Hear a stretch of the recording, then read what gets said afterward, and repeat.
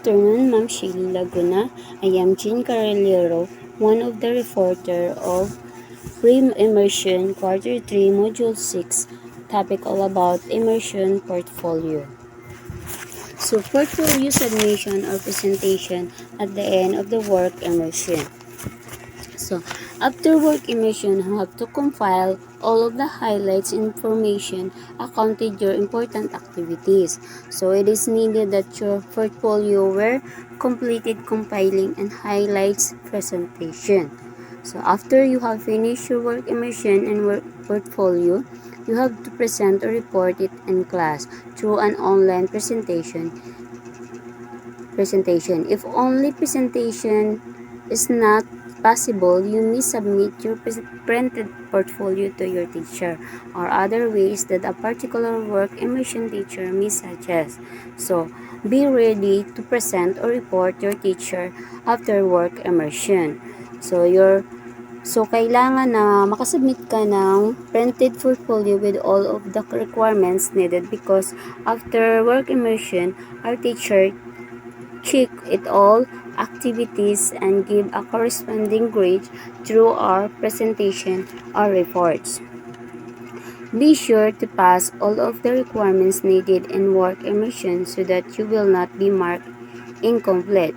So, kailangan updated ka mag-pass at sa iyong mga requirements at ang portfolio na with printed na.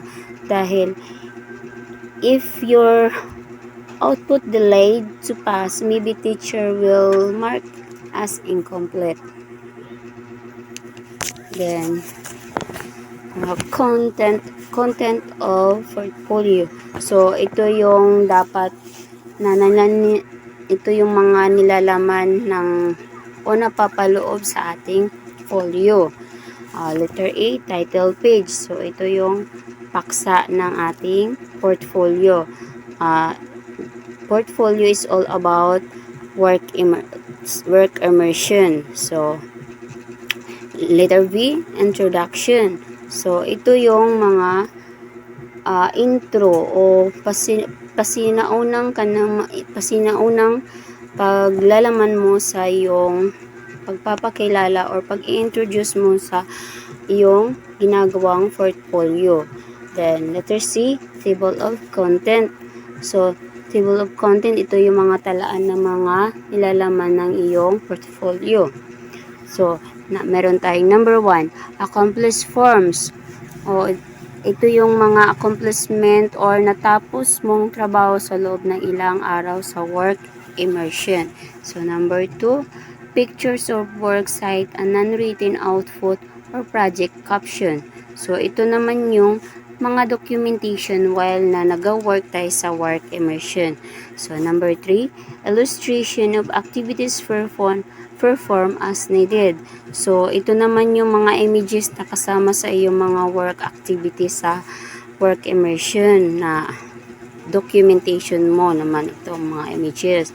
Then, number 4, weekly diary, narrative or account of learnings and achievements, issues, vised, and corresponding resolution. So, ito yung mga weekly diary na ginagawa natin during work immersion.